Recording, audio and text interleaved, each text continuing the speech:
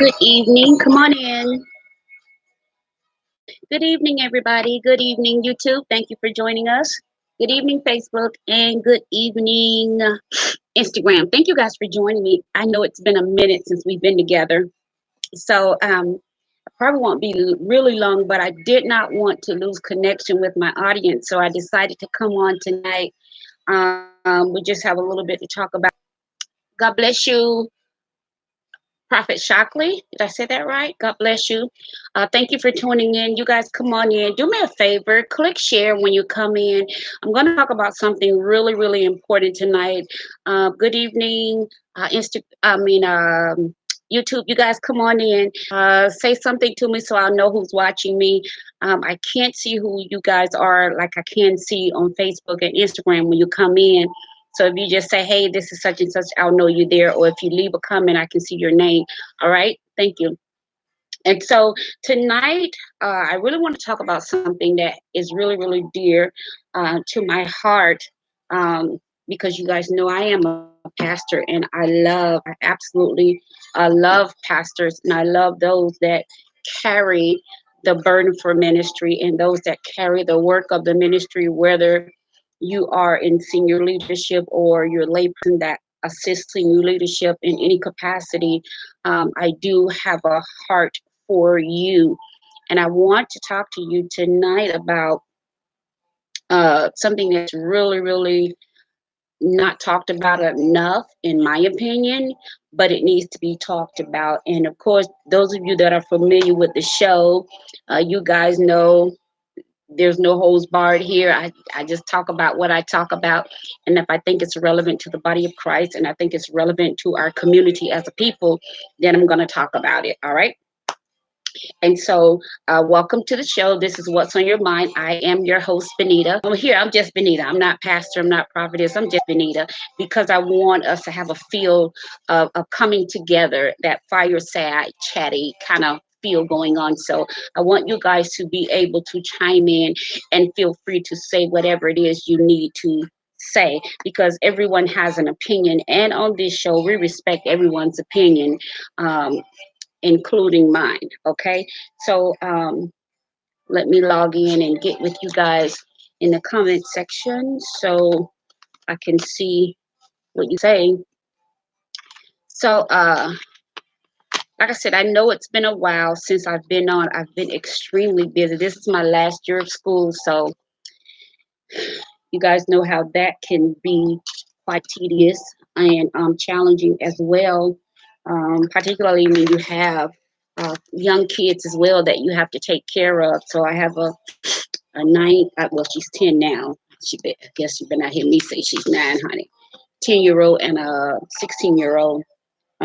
So, and that requires a lot. So for that reason, I have not been on for a while, but again, I did not want to be gone so long that I would lose my audience. So I was like, better get back to my audience. And so tonight, you guys know I initially started this show, What's on Your Mind, as a way just to kind of come out and tell my particular story as it relates to dealing with depression and anxiety in the Black community and in our churches. Like I said, as a pastor and one who have been in ministry since like age 14, it's just something I've never heard really talked about, something I have not heard discussed openly, to the point that we are inviting others to say, hey, it's okay for you to come and tell your story. It's okay if you're not okay all the time, because ministry within itself, sorry, I think I kicked my camera. Ministry within itself is not the thing that causes depression. I think how we carry the weight of it all, trying to balance ministry and home and work and all of the other things that go along with life. I think how we balance that is what causes us to have these moments of burnout and bouts with depression and anxiety, and also things that we just choose not to deal with. You know, sometimes they can kind of sneak up on us and overweigh us and overtake us to the point that we find ourselves in those places that we feel stuck. And so, and until we make it safe, until we make it okay for each other to come out and say, hey, listen, I'm struggling in this particular area, or I don't really know what's going on with me in this particular area. I think a lot of people just keep silent about whatever struggle that they're dealing with, particularly the struggle of depression and anxiety or suicidal thoughts, because we do have a lot of that without throughout the body of Christ and throughout the Black community. My challenge, and I believe my assignment, is to uh, dig deep into these situations that we figure, Jesus just gonna work it all out, or take it to the Lord in prayer, or just say a prayer, or let somebody lay hands on you. And if you're saved, you shouldn't have depression, or if you're saved, you shouldn't deal with anxiety. If you saved, there's no way you can have suicidal thoughts, or if you're saved, there's no way you can be dealing with domestic violence situations. So tonight, because October has so many different elements to it. We have Pastoral Appreciation Month. We have Domestic Violence Awareness, Breast Cancer, and I think it's Heart Disease Awareness Month, if I'm not mistaken. I'm not sure about the last one, but the first three I am absolutely sure about. So tonight I really want to just kind of bring a question into your thinking and let you really have something to think about once we're done talking tonight. Uh, I want you to think about this. And I wrote a question down. Uh, First, let me do this. Like I said earlier, we all have opinions, and we all enjoy hearing each other's opinion. And if you do want to come on, let me know. I'll try to figure out how to buzz you in. You guys know I'm still learning all of this, but let me know, and I'll try to get you in.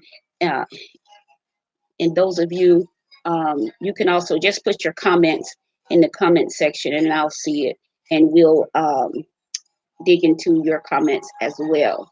I am getting live in the comments with you guys. Just give me 1 second.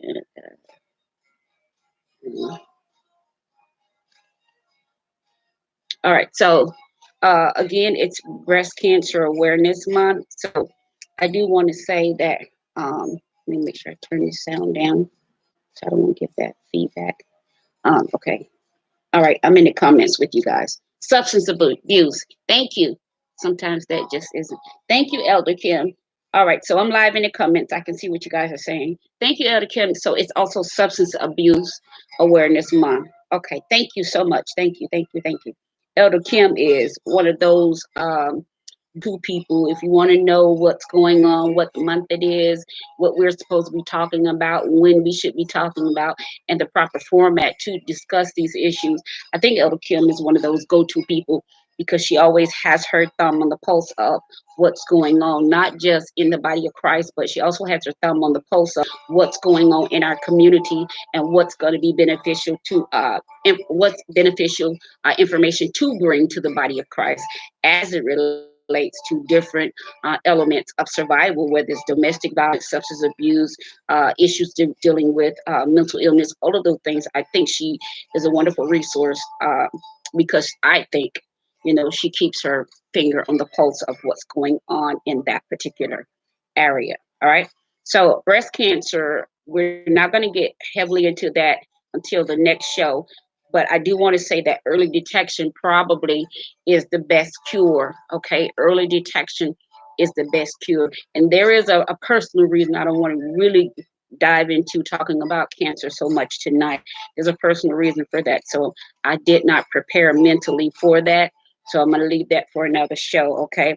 And those of you that are familiar with me personally, or familiar with the show, you guys already know how come I don't really want to talk about that right now, all right? So we'll get into breast cancer and different types of cancers on another show, all right? So, but for tonight, I want to focus on two things, well, maybe three things that I think that are kind of connected in some way or another. I titled this particular live, is there a connection between pastoral burnout and domestic violence? Is there a connection between pastoral burnout and domestic violence, because we are in pastoral appreciation month, and we're also in the month that talks about domestic violence. All right. So I wanted to know, even if you guys thought that there could be a connection between the two. Is there a connection? Again, if you have information you want to share with us, let me know. I'll buzz you on. You can be my guest tonight on the show. All right. So, so many of you know I actually started talking about uh, depression and burning out and things of that nature June the 1st, which was our first actual podcast, our first show. And that was also Men's Health Month. Okay, June was Men's Health Month, and so what happened was I came on the show June the 1st, and I opened up about being diagnosed with clinical depression last year. My daughter suddenly died, and then dealing with being a brain tumor patient and just dealing with life. It kind of overwhelmed me, and being in ministry since 14, it's just life had overwhelmed me at one time. And I remember thinking just one day, I tried to get up and I couldn't, and I was like, man, what's wrong with me? I got up, I took a bath, and I got back in the bed. Next day, I found myself doing the same thing. I got up, took a shower, got back in the bed, and I was like, wait a minute, something's wrong. So I go to my primary doctor, and I tell them, I'm like, I'm just sleeping all the time. It's like I'm afraid to leave my house. I'm afraid to see people. I'm like, what's going on? I keep having dreams about my daughter. I'm missing her so bad. I was trying to figure out how to live without her. Talking to her all the time and being close to her, what have you. And I was trying to figure all of that out. I was trying to figure out, so where are all the people I've talked to? Where are all the people I've counseled? Where are all the colleagues that I've encouraged? Where's everybody now? Because normally after the funeral, after, a few days has gone, you find yourself kind of right where you were in the beginning, kind of by yourself. People stop calling, they stop coming by, they stop inquiring about your well-being or your welfare, and you find yourself in this place where you're still trying to do ministry, you're still trying to keep your head above water, you're still trying to carry on as if you're okay, but what's really going on internally, I found myself slowly melting down, like a piece of chocolate left in the sun. Internally, I was slowly not only melting down, but I was slowly shutting down. And I really didn't understand what was going on with me. I thought physically something was wrong. And I honestly thought at first it had something to do with the brain tumor. That's what I thought was going on. So after a few weeks, when I could not just snap back and snap out of this lethargic kind of I don't want to die, but I'm trying to figure out how to live kind of attitude. I was just trying to figure things out. Like, do I want to continue in ministry? Do I still want to be a pastor? Is there something else I feel like I want to do? Because again, I've been doing ministry, actively doing ministry since age 14. And so all of this is just like sitting in my head with nowhere to go, no one to really just kind of pour out to or pour back into me kind of deal going on. And because a lot of times when you are a pastor, you start talking about, how you actually feel about things. Even your colleagues will be like, oh, you just need to have more faith, or, oh, I'm praying for you, and sometimes, and let's just be honest, sometimes it's not prayer that we need. Sometimes we really need somebody to be there for us, not with your praying oil, not with your Bible in tow, not with your prayer cloth, not with your speaking in tongues, but just be there, a listening ear, a shoulder, something tangible, physical, that we can actually say that you're there for us the way that we've been there for others. And so all of that was piling on top of me. And so I started going to the doctor. I'm like, listen, I don't know what's wrong with me. Something's wrong. I don't know what it is. Maybe it has brain tumors. I don't know. So they started doing all these tests. And it was like, Ms. Bradley, we can't find anything wrong with you. So then when they finished doing all the blood work and all that, everything came back okay. So then my doctor says, well, I think you're depressed. And I'm like, child, please. No, I'm not. I'm just, I just don't feel like this and I don't feel like that. And this is how I truly feel, and this, that, and the third. She says, no, I think you're dealing with depression because of everything you've dealt with. So she says, well, I'm going to give you a referral to go see this psychiatrist and see what they say. I was like, child, please, okay, I'll go. So I go, and my first visit there, that's what she diagnosed. She was like, instantly, she was like, you're full of anger, you're carrying anger, you're carrying hurt, you're carrying so many different things, you're carrying, all of this internal stuff that you apparently have not, or decided not to share with anybody. And in my mind, I'm thinking, well, I have not found anybody that really would just listen, because we really don't listen to each other. We listen enough to respond with, I'm praying for you.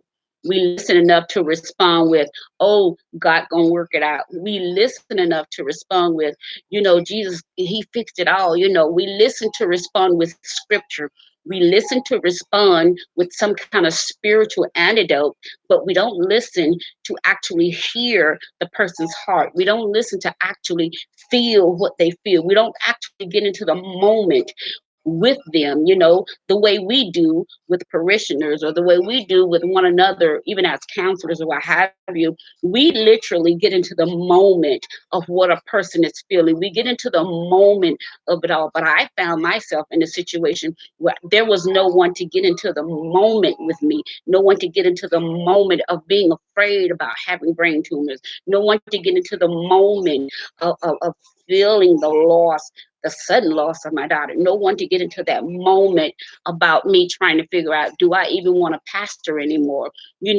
After, because I've been in ministry since 14, ordained as a pastor in 1997, and so here we are, so I'm trying to figure all this out. Like, what else do I want to do with my life at this point now? And there was actually no one there to step into that moment with me to say, I understand, or I've been there, or I'm there, or you're telling my story. No one. And the first thing I thought about, first of all, because we're not honest, you know what I'm saying? We're really not that honest enough to come forward and say, hey, you're not alone. Hey, I'm there, or hey, I've been there, or hey, I feel like I'm heading there. We're just not that forthcoming. And so when she diagnosed me, um, at first I was in denial for a long time. I wouldn't tell anybody, didn't tell my family, didn't tell my kids, I didn't tell anybody, because two things had hit me at once: the shame of it, and then the secrecy of carrying such a diagnosis. Because here I am, I'm anointed, I'm appointed, I'm all of those things, but then I got this secret over here that I can't tell anybody about. I got this secret that I'm carrying about being diagnosed with clinical depression and burnout. I don't want to tell anybody about that, because I shared with you guys at that time, during all that, the brain tumor surgery, the loss of my daughter, I'm the grief counselor at my church, and so, and I enjoy doing what I did. However, it came a time and point that I needed. Uh, I was the one needing that particular service, and uh, there was no one there to give me that service. And so slowly, I just kind of felt like I was fading and drifting away and drifting away. And I kept reaching out. I kept reaching out. I kept trying to find a lifeline, but I could not find anyone that would throw out a lifeline for me. And so eventually, I wind up going to see my doctor, who referred me to a psychiatrist. Psychiatrist referred me to a psychologist. So I was kind of dealing with it on both ends. However, whatever I had to do to get better, that's what I was willing to do. The only thing about all of that was, again, I had this secret that I had to carry, and I had to carry it alone, because I didn't tell anybody. I didn't tell my children. I didn't call my mom. I didn't call any of my siblings. I told no one. You know, I tried to tell, but I could not. Um, yeah, Elder Kim, nobody wants to be transparent. Uh, but what happens with that, we wind up leaving one another out on the battlefield alone. because we're not being honest. And so one day I was in therapy, and my therapist was talking to me, and I was telling her, I said, well, I don't know if I want to keep pastoring. I don't know if it's what I want to keep doing. And she said, so what's wrong with you doing something else? And I said, I don't know. I've been doing this so long now. So she says, well, do you not know? She says, pastors have one of the highest rates of clinical burnout and depression and anxiety and suicides.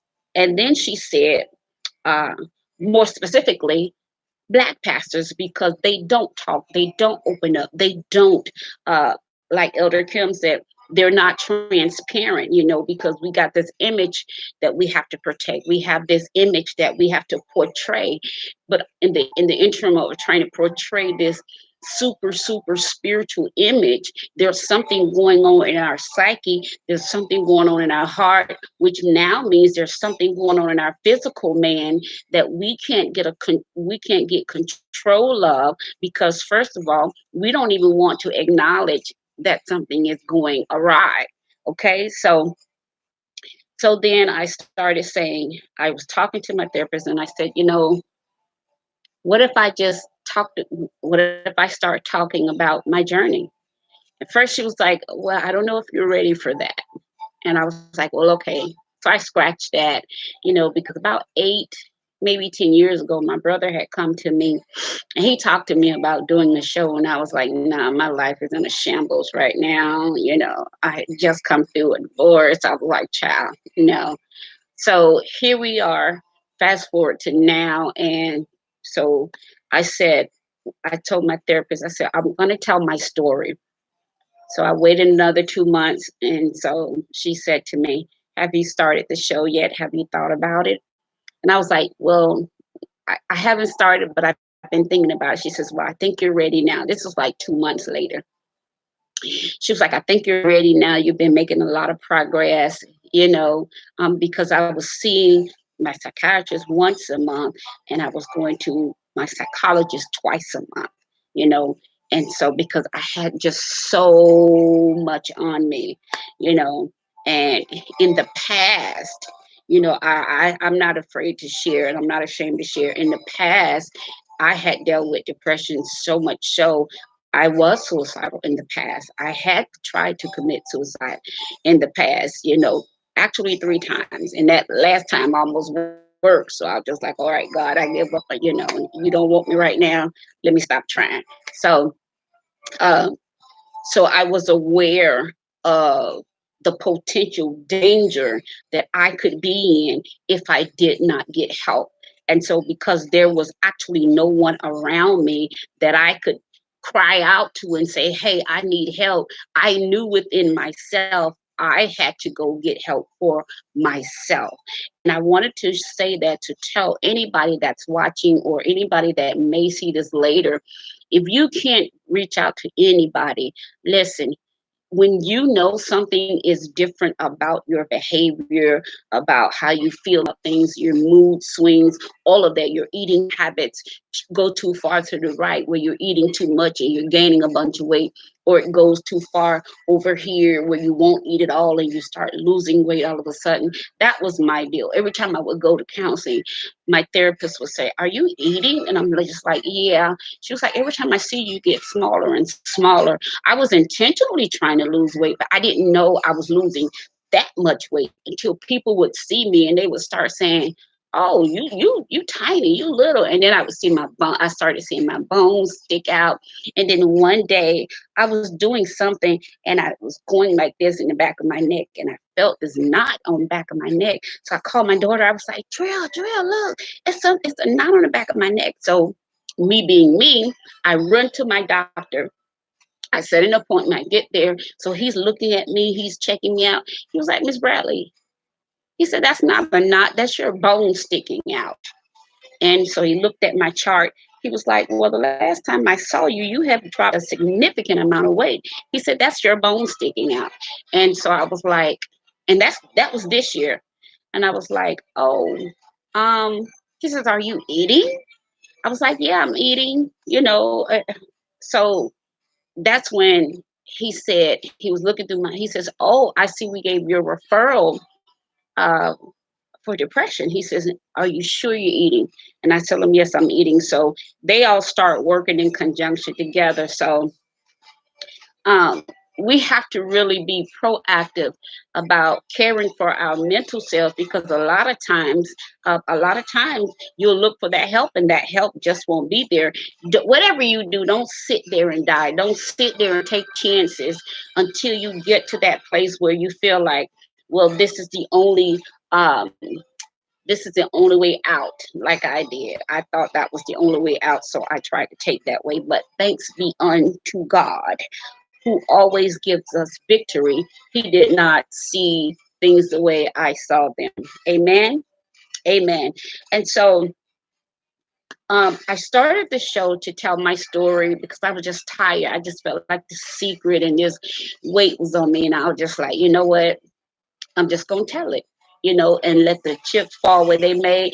I ran the show idea by a couple of colleagues, and, some were positive, some were not. You shouldn't put yourself out there like that. You don't know what people are going to think about you or say about you. But you know what? I think what had happened was I was already so over the opinions of people. I was just ready to get this secret off my back, and walk where I could just feel like I was lighter, because although I was losing weight constantly, I still felt heavy, like, something was weighing me down, because I still had this secret of being diagnosed with clinical depression, and the secret of, trying to commit suicide all those years ago. I'll tell you, the last time I tried it 3 times, 2 times while I was married to a pastor, because I wanted out so bad. We're going to talk about that a little bit later. The last time was after I had gone through second divorce, and I was just like, I'm not going to live through this. People are going to be saying, "Oh, how can she be a pastor? How can she be a prophet and going through a second divorce?" Oh, and I actually had people saying stuff like, "Oh, you the prophet, you didn't see that coming," or people can be actually really, really cruel when you're going through. However, when the shoe gets on the other foot, then they need prayer and they need understanding and all of those type of things. So that's another show. And so I was just like, I don't want to tell anybody about this. So finally, June came around, and well, right before June, I was in my therapist's office. She says, "Well, have you started the show?" I was like, "No, I'm still not sure yet." She says, "I'm telling you, you're going to help a lot of people." And so the following month, which was June, is when I started the show. And can I tell you, the first time I did the show, I slept like a baby. It was like a weight off of me. And immediately after that, I started interviewing, because it was Men's Health Month. I started interviewing men that were or had been dealing with depression, men from different walks of life. Some of them, were in gangs. Some of them was in the drug gang. Some of them, had been molested as children, which turned them out to the streets early. And the awesome part of their stories, where some of them are now pastors and apostles and things of that nature, and they're doing very well, businessmen, things of that nature. But their stories were incredible. If you want to go back and watch some of the interviews, you can always go back on our page, on our ministry page at Benita Bradley Ministries. Go over there and look at that page. All of the interviews, all of the shows are on that particular page. You go all the way back to June 1st, and you can actually see, um, follow the stories along. Okay. We heard from those men, and it was just amazing to hear from them. They would talk about depression, anxiety, suicidal thoughts, PTSD, all of that. They talked about all of that. And the show is actually doing amazing. So far, since June, we have reached 6,052 people um, so far, but we do plan and hope to reach many, many more with our story. The thing about telling this kind of story is not only must you be transparent, but you must also be very truthful.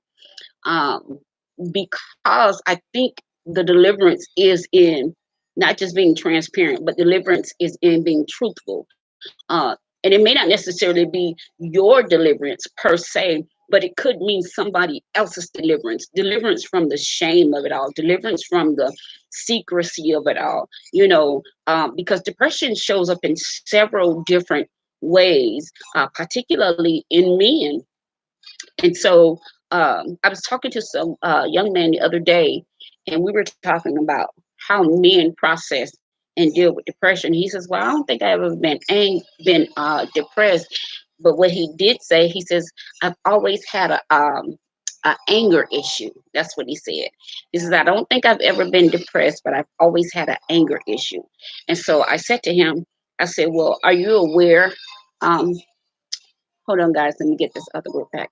I said to him, "Are you aware that um uh let's see, what did I do to get them back?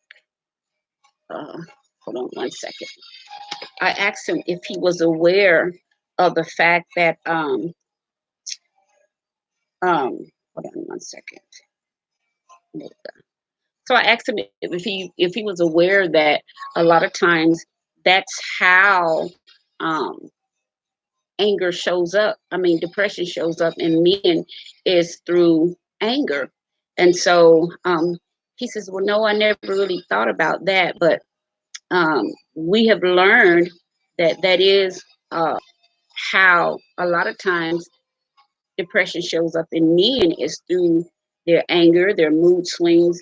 One of our guests was talking about that on our show, about how, you know, the reason why he knew something was wrong with him was because he was going through all these different mood swings. And so he ain't talking about that. And then he talked about how he didn't really know what was going on, but he knew something was going on with him. And so he said that he finally went to um, his doctor, his therapist. He's a veteran, and come to find out, they had diagnosed him a year ago with PTSD, but no one ever told him. So he had been walking around a whole year with a PTSD diagnosis, but no one told him. He said on the show he just knew something was different. And he said, "Now this is not me." He kept saying his moods was just everywhere. He knew it wasn't him. And so a lot of times when men deal with depression or different issues, it comes out in their drastic mood swings, and most of it is anger. Um, and so I think that's one of the things uh, I really want to look at tonight, for the time that we do have left. Um, yeah, bear with me. I am trying to get the other group back. Let's see. I'll get them back. Uh, oh, there they are. Okay, I got them. All right. So I don't know what's going on with that one.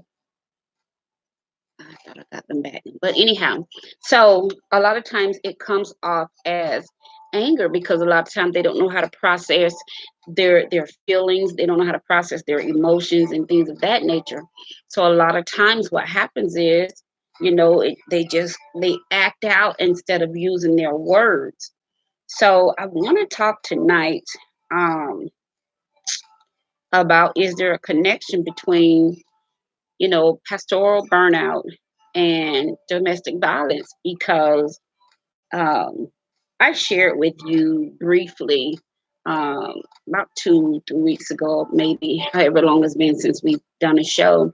I shared with you guys a little bit about going through domestic violence in a pastoral home.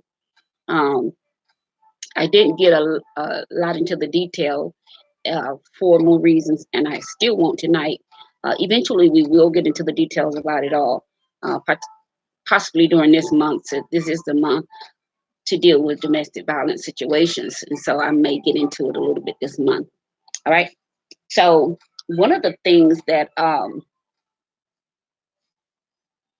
struck me as something that we need to talk about is the fact that um, we do have issues that we need to talk about. We have a plethora of issues that happen in our homes and in our churches that we need to talk about.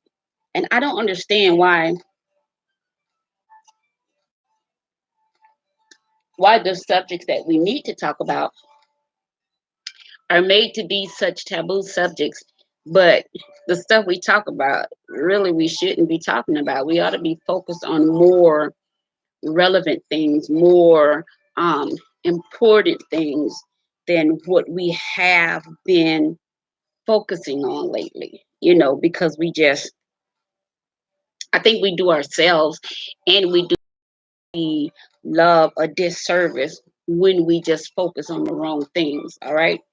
So I was talking and I was sharing a little bit of my story about domestic violence and being a pastor, and not just being a pastor, but also being married to a pastor.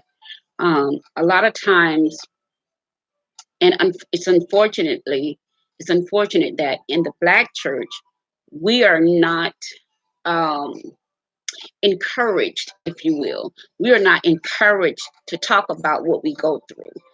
So what we do, we just come to church, we shout through it all, we dance through it all, we praise through it all, we shuck and buck and all of that. We put on the face, the hats, the shoes, the suits. We do all of that, the makeup. We do it all. We're on the front row. We do all that. We sit in the pulpits. We got all that going, the glitz and glamour of ministry, but nobody actually goes home with you. Nobody goes home with the pastor and his first family. Nobody knows what's actually going on behind the closed doors, because after all, in the Black community, what goes on at home stays at home. You don't go out and tell house business. You don't go out and tell church business. Men don't cry. Men don't talk about their feelings. Man up, be tough. We got all of these stereotypes in our communities that in my opinion, have left us psychologically and sometimes emotionally crippled to the point we don't know how to express things. And so a lot of times it comes out as anger. It comes out screaming and yelling and pushing and shoving and, name calling. Honey, all of that is abuse. And I remember when it first started being told, well, at least I'm not knocking you upside your head like other men do their wives, and I'm just like, so getting in my face, screaming and yelling, threatening to knock the piss out of me all the time. That's okay, you know. And so one of the things I think we really, really need to zoom in on is how we tell women, and especially women in ministry, to deal with domestic violence. It's a shame before God. This must be changed. Absolutely, elder. I cannot tell you how many times I wanted to leave and was told, God gonna work it out. So now I'm 20 years in the game and ain't nothing changing, all for the sake of appearance, all for the sake of holding on, all for the sake of let God work it out, all for the sake of everybody deserve a chance, all for the sake of it take God time. How long does it take? Somebody gonna die in here. How long is this gonna take? And so all for the sake of appearance, we tell women to stay put, to keep silent, let God work it out, don't put your business out there like that. You don't want to expose your husband, you don't want to expose your ministry, you don't want to have people saying stuff to your kids. You don't want it to get out. You don't want to make the organization look bad, because now when this comes out, the organization gonna have to decide what to do with him or her or them or all y'all. So we don't want this to really get out. So what we do, we send women home to suffer in silence, and sometimes men too, but more so, we send women home, Black church, to suffer in silence. Why? Because God is going to work it out. Then we start quoting scriptures. Oh, you got to take that to the Lord in prayer. Oh, we start quoting songs and hymns and scriptures. Oh, lay it on the altar. God can work it out. Hold to his hand. We so spiritual until we're spiritually in a lot of things we've taught in the Black church, in the Black community, in our Black families. And so that's how come we have, in my opinion, that's how come you have so many angry Black women. They're not just angry because they come out with attitudes. No, they're angry because they're oppressed. Their opinions are oppressed. How they feel are oppressed. What they desire, what they want, all of that has been oppressed by saying house business is house business. Keep your husband happy. I've heard the dumbest stuff. Well, if you don't keep him happy, somebody else will. And then in your mind, you're like, well, how in the I'm supposed to keep somebody happy that's yelling and screaming and threatening me all the time? We have done such a disservice to each other throughout the body of Christ. Yes, we have. You guys know I'm telling the truth. Whether you're watching me by Facebook, Instagram, or YouTube, you guys know I am telling the absolute truth. We have done such a disservice to ourselves. We've done a disservice to our people. We've done a disservice to the name of God. Because we do all of this under the auspices of being saved. We do all of this under the auspices of, being in ministry and holding fast to God and trusting in God and building that relationship with God. We do all of this stuff under those auspices. Whereas what's really going on, we have put each other in such oppressive states until the only joy we do have is when we're in church and the music is pumping and we're standing and we're clapping and we're shouting. So now what we're doing, we got an exercise in futility, because what happens for 30 minutes, 40 minutes, an hour, however long church is these days, we go through these ritual exercises, and then everybody goes home, back to their closed doors, back to the curtains being drawn, and we are none the wiser because we don't ever know what's going on, particularly in the closed doors of our clergy.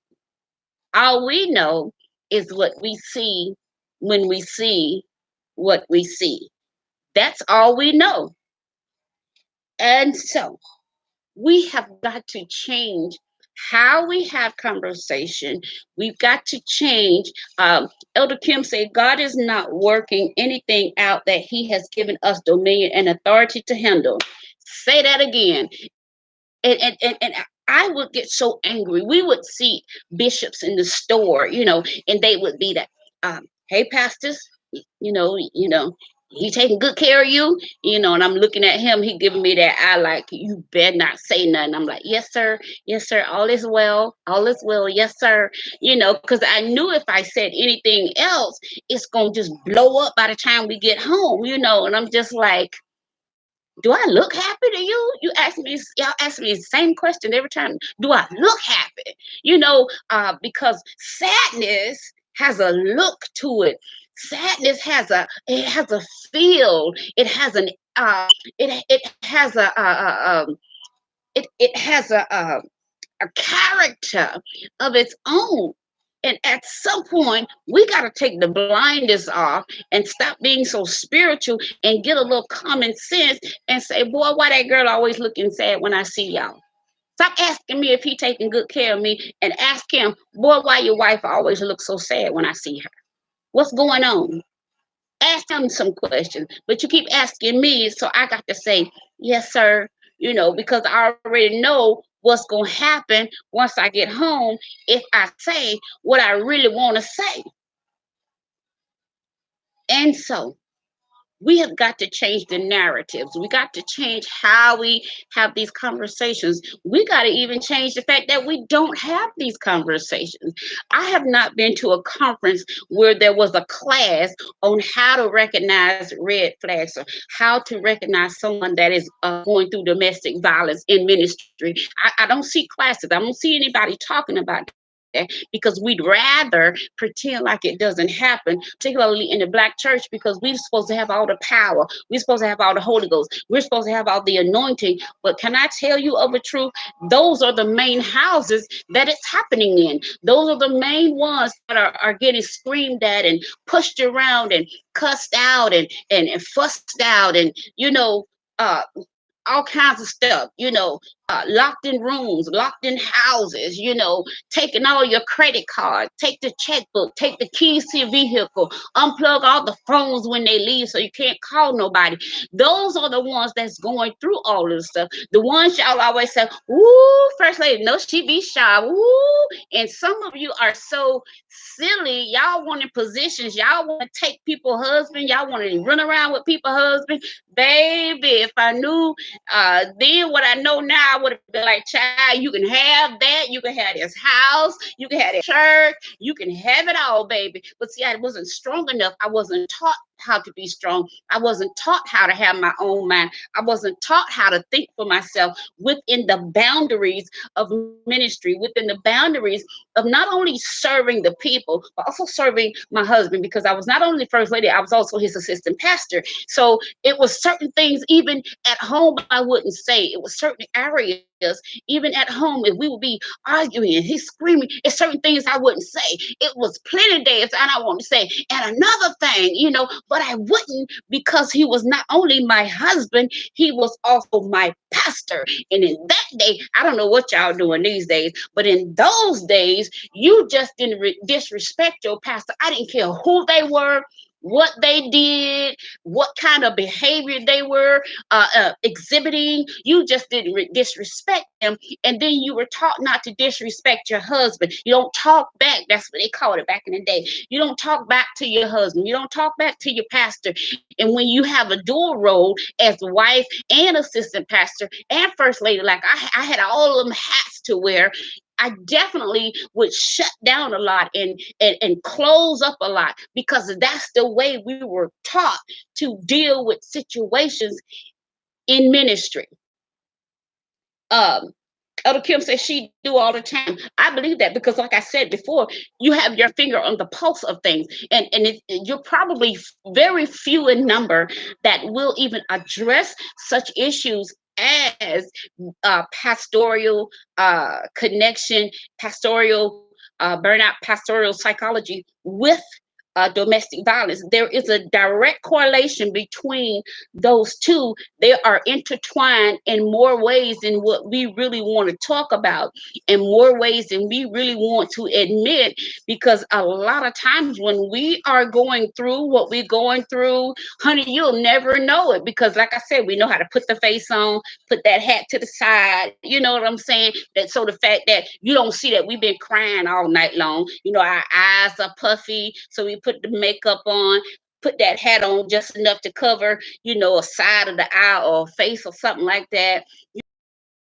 There our clothes just in case, there's any marks or anything of that nature, so a lot of times you don't see what we know.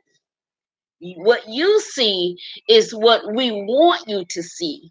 But what happens is we understood back then what we could and could not say. Nowadays, I see women getting up testifying how they got away from their husband. Honey, we wouldn't dare do all that stuff back then. We wouldn't. Listen, I had to do praise and worship, all of that stuff. Got up, had to sing, and then when he told me to preach, I had to preach. Sometimes I had to sleep on the floor the night before, just cried myself to sleep and would have to get up and perform. It got to a point where ministry no longer felt like ministry to me. It felt like a performance. Everything became a ritual performance, to the point where I started feeling like, dang, I don't even want to do this no more. I started hating going to church. She says it's tough because they don't want to raise that. That's true. They don't want to raise that awareness. It's still a taboo subject in the house of God. And not only in the house of God, in our personal homes, in our private lives, we don't want to talk about what we need to talk about. And that's how come I even heard a guy shared a story with me one time. He went to his pastor and told his pastor that, him and his wife had been arguing. And the pastor told him, well, do you have a belt? He was like, yeah, I have a belt. He was like, whoop her. So this fool goes home and whip his wife with his belt. All right. He goes to work the next day. He comes home, and rightfully so. I didn't even feel sorry for him. He comes home the next day from work, all her clothes gone. Everything is where it's supposed to be except for her and her clothes. Rightfully so. She did the right thing. Another story. Uh, a gentleman went to try to talk to his pastor about some issues with his wife always going out with her friends and staying out late. So he said, well, send her to me. So that he sends his wife to talk to the pastor. And again, things were really different than they are now. Now we have a lot more freedom. Well, in some places there's more freedom, and what I'm trying to do, I'm trying to encourage people to start talking, because we have such a high rate of suicide in the Black church. We have such a high rate of depression and anxiety in the Black church. And that's how come some of this behavior that you're seeing, we keep saying, well, it's a sin problem. Sometimes it's a sin problem because if you got a sin nature, you're going to sin. Some of this stuff that we're calling sin might have another root to it. But some of this stuff that we're calling mental illness is just a sin nature. So I wanted to throw that little nugget in there right quick. And so he sends his wife without him to the pastor. The pastor's mode of correction was to try to sleep with the wife to correct her. So she goes back home and tell her husband. The husband shows up, try to fight the pastor, and the pastor usurps his authority by saying, touch not my anointing, do the prophet no harm, all this crazy stuff. And so all of that has happened down through the years of, people telling stories and trying to get their minds right from being trapped in these tumultuous situations, in these tumultuous churches, that we were taught earlier not to say anything. Now, if I was still back then and trying to have this conversation, I'd probably be excommunicated from my organization, or the denomination that we're a part of. And so thank God for being free from that 20-year marriage, and thank God for being free from legalism. Thank God for the Holy Spirit, setting my mind free, setting not just my mind, but my physical body free. I was so depressed during that time I was married. There's a thing called depression weight. And I kept just gaining weight and gaining weight. I was almost 300 pounds. And so I go to the doctor. I was just like, something's wrong. They're like, this is what we're called depression weight. You're gaining weight because your endorphins are shutting down. Your mind is shutting down. My body was just shutting down because I just could not live in those situations anymore. And I was just like, God, listen, either you come get me or I'm going to send myself to you. I tried to send myself to him, but he sent myself right back, particularly, I think, because of this moment, he knew I would be bold enough, to be open and transparent, to talk about the things that we need to talk about. It's unfortunate that we have used scripture to keep each other in bondage. It's unfortunate that we use scripture to oppress one another. We talk about, other folk using the Bible and scripture and things in Christianity to enslave and to or keep us oppressed, but we do the same thing to one another. And I'm here to tell you, at age 52, I am just really getting a grasp on what it means to actually be free. I'm talking about free, honey. Listen, free. If I want to do something, I do it. If I don't feel like doing it, I don't do it. Freedom. Elder says that some of this is also a result of unresolved trauma. Domestic violence can act as a secondary trauma, which can cause burnout. Absolutely. I'm gonna have Elder Kim on the show with me, hopefully one day this month, and we can really get into the meat and potatoes of all of this stuff, because like I said, much like myself, she keeps her finger on the pulse of all of this that goes on, and she's not afraid to bring it to the body of Christ. She's just like me. She's not afraid to have this conversation. And so, in fact, when I did my first domestic violence conference in a church, she was one of my keynote speakers, because I knew she would not be afraid to not only tell the truth, but also tell her truth. And so, hopefully one day before October is out, I can work it out where she can be on the show with me, and we'll tag team and deal with these issues like that. And I'm looking forward to that as well. And so we have done each other a disservice, because, like Elder Kim was saying, sometimes we'll think we see something, and sometimes we'll say, well, this person is kind of acting out. But let's get to the root of it. I've seen women thirsty for attention, married women thirsty for attention. And then the root of it sometimes is these are probably women that are not getting attention at home, or their husbands are doing this, that, and the third, or what have you. But a lot of times there is a underlying root. And then I've seen women very timid. I was very timid. I wouldn't speak to people unless they spoke to me. Um, People will say, if you need anything, let me know. I would just say, okay, bless you, and walk away. And I used to get in so much trouble. Because it was always hard for me to receive from people. People would say, when we pastor, they would say, well, Pastor, if you need anything, let me know. I'll be going to the store. Let me know if you need something, da, da, da. And I'll be like, oh, we okay. And my husband would find out about it at that time, and he would go off. And people not knowing, they didn't know, they didn't mean any harm. They was like, oh, I asked First Lady, or I asked co-pastor if y'all needed anything. She said y'all was all right, but if you change your mind, let me know, and then they'll walk away, not meaning no harm.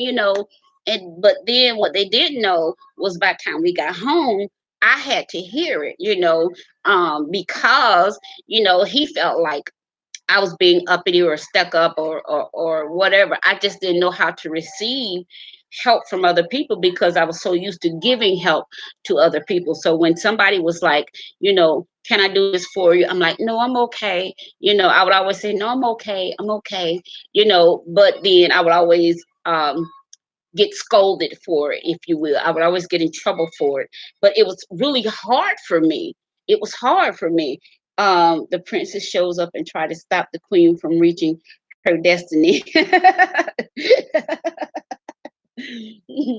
and so and so what happens is, even with women talking to one another, I remember the first time I called, I'm not going to say who I called. First time I called this person for help. And I said, I need you to come over here. This is going on. Their reply was, what did you do? And I said, what? They was like, well, what did you do? I'm like, what you mean what I did? I just told you, I had to sneak and use the phone because I'm locked in the room. And your reply is, what did I do? And I'm just like, it was just crazy. It was crazy. And this was an evangelist that gave me that reply. So when that started happening, I started just suffering in silence. I stopped trying to tell anybody, and for a long time, even my family didn't know. They thought I was always just being funny, that when they would have barbecues and cookouts and things, I wouldn't go because wasn't allowed. Be like, are we gonna go? No, we ain't going over there. I'm just like, why? Because I said so. And that would be the end of that, But and so for a long time, even my family would be like, oh, she's acting funny, she's this, she's that, but it wasn't that. And sometimes we'll put these labels and we'll say stuff about one another without knowing, again, what goes on behind the closed doors. We'll see, people say, I remember people say, oh, I know where you went through domestic violence. Ain't nobody should be, you're so sweet, you're beautiful, this, da, da, da, da, da, da, da. Yeah, people are often blaming the victims because you don't know. It's sad when you are victim blame and victim shame. Anybody that would blame or shame a victim for what they went through, something is seriously wrong with you. And so that's how come I never try to make an assessment of somebody without talking to them first. You got to learn how to talk to people to see what's going on. And it became such a routine. Even, once I did get out of that situation, it was hard for me to get into the flow of going around people all the time because I had lived so long. Oh, I hope they come back. Hold on, let me get Instagram back.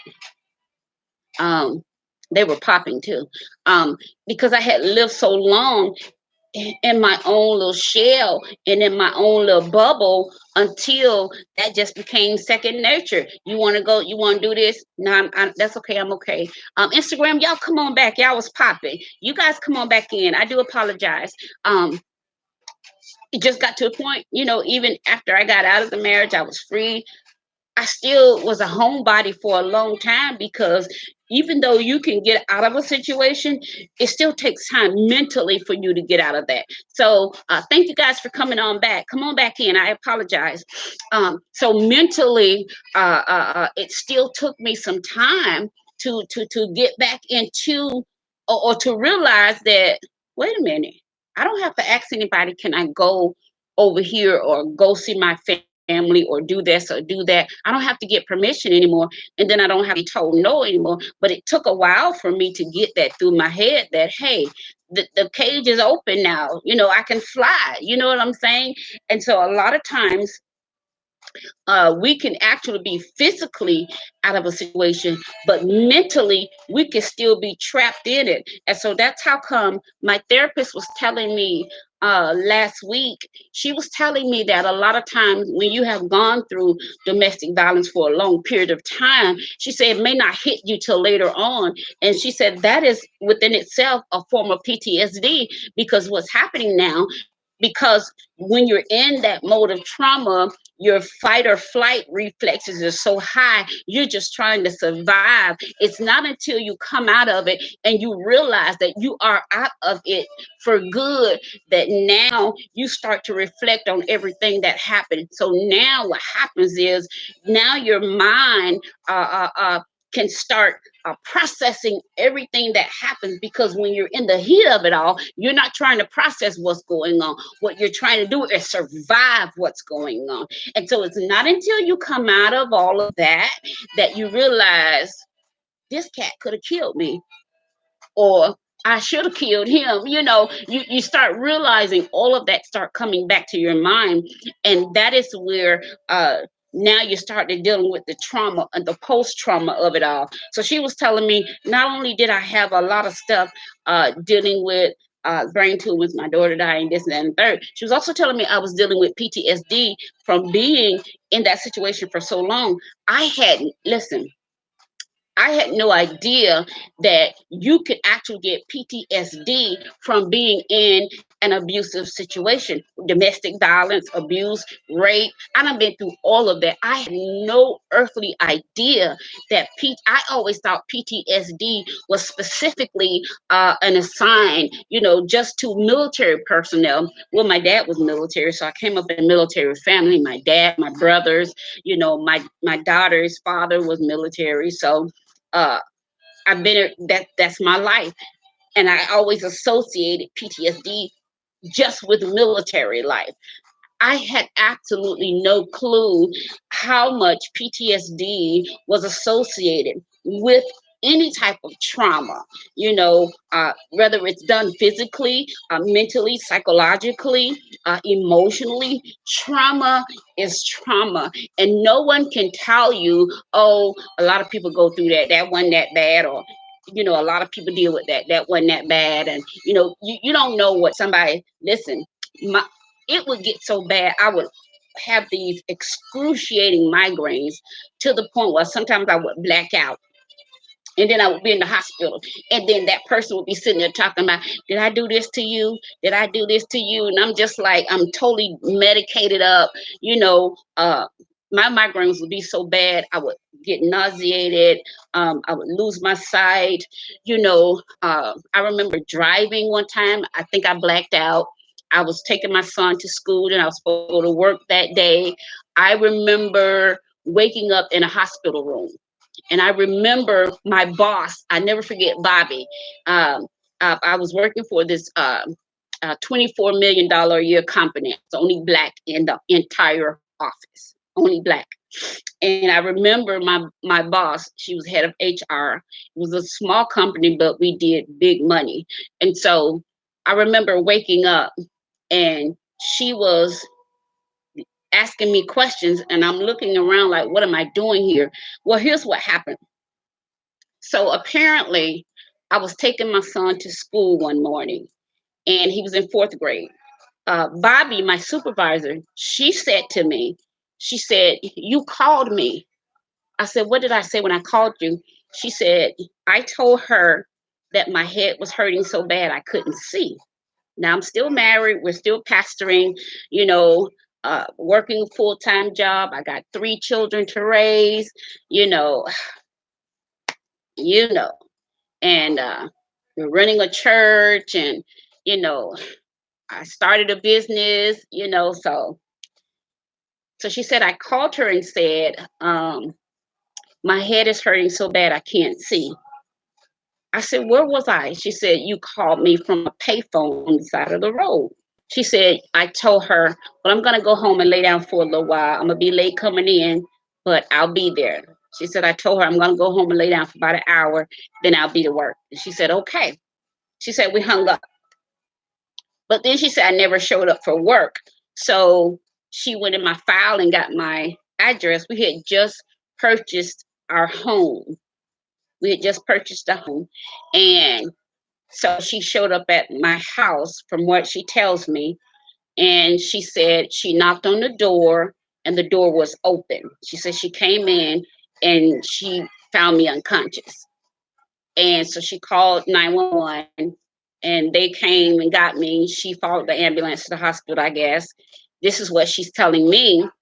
And so she's told me, of course, if your employer is there with you, the first thing that they're gonna do, they're gonna run a talk screen, see if you're on drugs or anything, you know, all of that. Because I also uh, help with HR. I also help with payroll and all that kind of stuff. So I was the one that would give the wives their husbands checks and stuff when they would come in. So first thing she was like, well, did you all do a tox screen to see, you know, do a drug test and this and the third? So they did the drug test and it came back positive.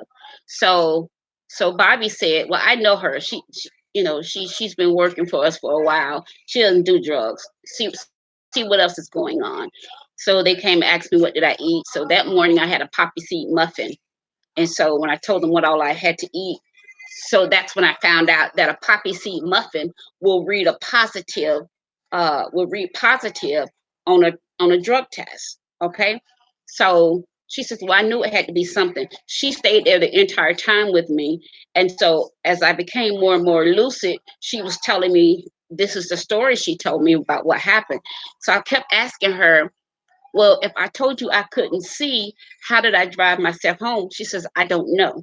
She said, all I know is when you hung up, you told me you couldn't see and that you was going to try to make it home and you was going to lay down for an hour and you'll be to work. She said, when you didn't come to work, she said, I came to your house and found you. And then that's when she starts saying, is everything okay, you know, at home? And I was just like, yeah, everything is okay, you know, because again, I knew what the result would be if I had started talking about what was really going on, what was causing me to have these excruciating migraines that would last for days and days. And when I tried to get over it, it would take me another few days to just get back right after having these headaches. And so um, it was a very very crazy roller coaster ride, and um, the thing about going through domestic violence, sometimes people will get you to a certain place and then be like, oh, you crazy. You'd be like, well, I wasn't like this before I got with you, but you don't have the strength or the wherewithal at that time to defend yourself or to say what you need to say because your mind is so encapsulated, and you're so, afraid, and you, particularly if you have children, people are so hard on women that say, well, people say, well, why do you stay? And women say, for the children, for the sake, I had children. Where was I going to go? I couldn't just, he wasn't going to let me take the children. People think that's an excuse. No, that is a reality. And until you have walked that road, until you have put shoes on, you probably should never poke fun or misjudge a woman that says, I stayed because of the children, or I stayed, he wouldn't let me take the children. You can all day long say, well, you could have went to court, you could have did this, you could have did that. Honey, all that takes money to get an attorney and all of that stuff. And by the time you go through all of that, they did not issue, and they taught us not to involve the police. Back then, we teach bosses to begin a journal regarding this type of behavior. It may help get a conviction. Absolutely. If necessary. Absolutely. Absolutely. And I think the thing about the black church, we don't encourage women to come out of domestic violence situations, particularly if it involves a pastor, a prophet, an apostle, a bishop. We encourage them to stay. We encourage them to wait for God to work it out. We encourage them to hold fast to their faith. While I'm holding fast to my faith, my head getting pushed into the window while we riding down the road. While I'm holding fast to my faith, I get pushed into the tub and my head hit the towel so hard, my hair is stuck in the grooves of the tile in the shower. While I'm holding fast to my faith, I'm sleeping with a knife under my pillow because I don't ever know what's going to trigger you, what you're going to do from one moment to the next. So while we're holding on to faith, we're also teaching our black women, we're teaching them how to suffer needlessly, and regardless of whatever else is going on, we're telling them, oh, go back, God gonna take care of it, just pray, don't say nothing, all that house business is house business. That's such a crazy, I don't even know where it came from, but it has held, because I know it held me in bondage for a long time. So Elder Kim is saying truth is the system is designed to help a woman get out without going through a lot of drama. Now it is, but back then you didn't go to the system, you didn't call the police, you didn't do any of that. Particularly if you were um, a pastor's wife, you didn't do all of that. They did. The organization, if they had a clue about it, they would try to counsel you before they would tell you to do anything about it. And they still, at that time, they still would not encourage a woman to leave that situation. What they would do, they would encourage the man. Right. She said it's not designed.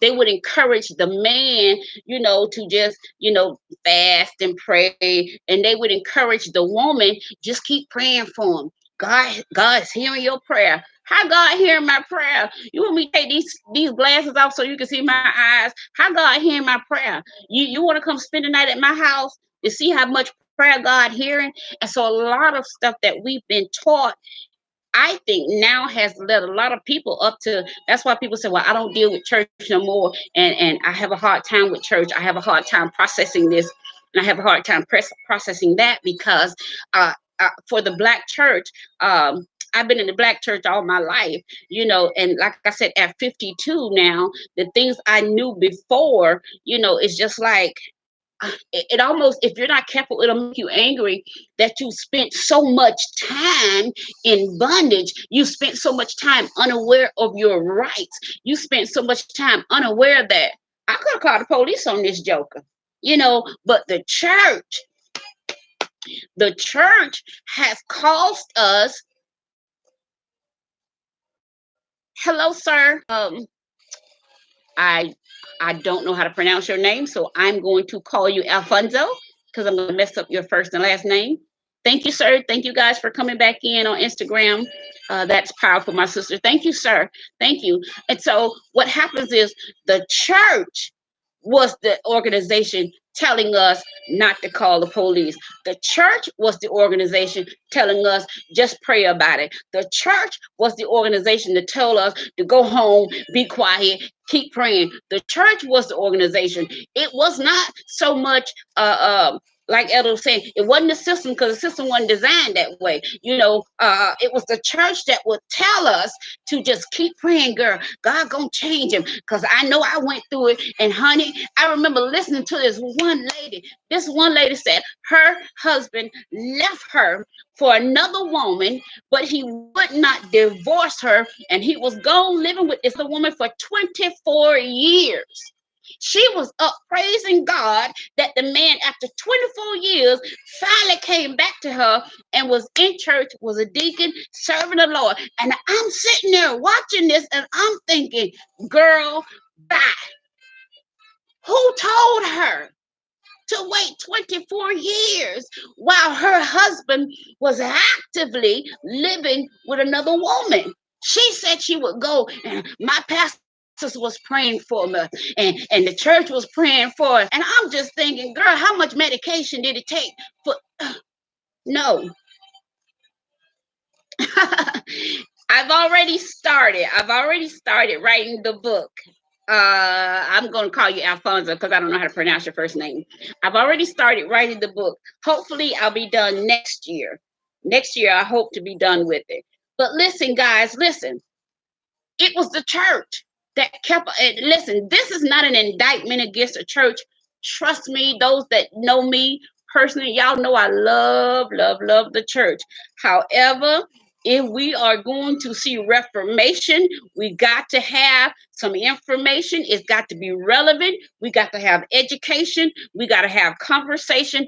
If we don't have education, conversation, and information, we will never see reformation of the church. You can pray until the cows come home. You can march around the building 7 times if you want to. Nothing is going to happen without information, education, and conversation. We will absolutely not see reformation. My charge is to help reform the church. My charge is to help correct the errors that we have walked in for so long. 24 years, y'all told this woman to believe God and wait on God, not to divorce her husband, who was actively, some of you all might have seen this story, who was actively living with another woman, having children by her, paying her mortgage, and girl, you sitting over here suffering and struggling with the kids he left you with. Now you're old, both of y'all old, your health is bad, both of y'all out of shape, overweight, obese, and now he wants to come crawling back after 24 years, and the church is applauding you for waiting, and the church is applauding you for believing God. The church is applauding you for sticking and staying, and I'm just like, this can't be what God wants for his people. This can't exemplify the love that God has for his people. He said, I'm sensitive to the cries of my people. He's sensitive when we are oppressed. God is sensitive to when we are in bondage. This can't be what he meant, but this is what we're being told, that this is what God means, that the more we struggle and the more we suffer, the closer we are to God. That is one of the biggest lies the church have ever told, that suffering it is God's will, that suffering and struggling and striving and straining and crying and moping and weeping and moaning makes us closer to God. No, no, no, no, no. What it does is makes us angry with God, because what we know of him, we're seeing the opposite of what we read. We read that he is a God of love. We read that he's a God of compassion. We read that he's a God of many chances. We read that he's a God that'll rescue us. We read that he's a God that's not unto us. Even while we're calling him, he's coming towards us. We read all of that. But then you all tell us to go back home and suffer. Go back home and cry. Go back home home and get the piss knocked out of us. Go back home and sleep on the floor. Go back home and get locked in a room. Go back home and get your head pushed into a window driving down the street. Go back home and get put out the car while you're driving down the street. This is what the church has done. We have not exemplified the true love of God, because God's love would never put his hands on something that he created. First of all, he created us in his image and in his likeness. And so if you ever want to understand the beauty of God, look at what God created. So then you take your one self, you want to try to destroy something beautiful that God created. You destroy it by putting it in bondage. You destroy it by oppressing it. You destroy it by stripping it of all its beauty, stripping it of all its self-esteem. So much so, I remember getting to the point I would look in the mirror and I would say, I hate you. I hate you that you're so weak. I hate you that you're not strong enough to leave. I hate you that you got yourself in this situation. I would look in the mirror and then I would get so angry with God. I didn't want to preach no more. I didn't want to sing anymore. I didn't want to be around church people anymore. Why? Because the same God that you all told me to love, the same God that you all told me to surrender to, the same God you all told me to give it all up to, the same God you all told me to serve, now you're telling me that same God is the same God that wants me to stick and stay in bondage. He wants me to stick and stay in abuse. He wants me to stick and stay through threats of violence. He wants me to stick and stay in depression, and stick and stay and take a medication to get up, stick and stay to take a medication to go to sleep, stick and stay in a situation where I'm sleeping with a knife under my pillow. So now I don't only hate myself, I don't only hate him, but now I'm feeling some kind of way funny towards God, because over here I'm reading about his love, but the church is telling me, oh, that ain't what he really meant. He didn't really mean when he said he'll make a way of escape. He didn't really mean for that, for you to get out your marriage. Well, what does escape mean? Escape is escape. And if somebody is doing mental and physical harm to you, you cannot tell me that's the will of God. Here's what Alfonso said. The Most High said, if my people will humble themselves, you are speaking, will, he also the greatest killer I've ever seen. It's called just talking about what's happening. That's like you trying to get revenge. Listen, let me tell y'all something. If any of you came up in an organization like I did, any kind of organization, I'm not going to name no names, I'm not going to call no organization, but if you came up in any kind of legalistic organization, you already know certain stuff they didn't let you talk about. You know, just certain stuff they didn't let you talk about. I seen a woman I seen this video of this woman talking about how she was giving a testimony how God, her husband had beat her, gave all kind of STDs, all kind of stuff, and she was testifying how God had set her free, and the whole church just went up and praised. And I was thinking to myself, back in the day, honey, we could never get up and testify about that. They'll cut the microphone off. You know, you get ushered out, you get sat down, you know, all this stuff. That's right, Alfonso. They have been lying, you know, and they have been telling us that this is the will of God. You know, I remember being in a service and this prophet called me up, and he was called himself prophesying to me. He's like, woman of God, I see you're going to have another son. So I'm just looking at him now. Now, this was a friend of my husband's at the time. So I'm just looking at him like, no, I'm not going to I can't handle more kids, you know. So I said, do you mean spiritually? You know, so I'm kind of standing there like this. So I'm whispering to him. I said, do you mean spiritually? He's like, no, woman of God. I mean, God, you got in your belly, you in your womb, you're going to carry another son. I see it plain as day. I see it. God told me to tell you. And so I'm looking at my husband like, get your boy. Because now y'all playing. I don't know what y'all got going on, but I don't like this. I don't like being made a public spectacle of, you know. So I'm looking at him. I said, well, my son's sitting right there. That's my baby. That's it, you know.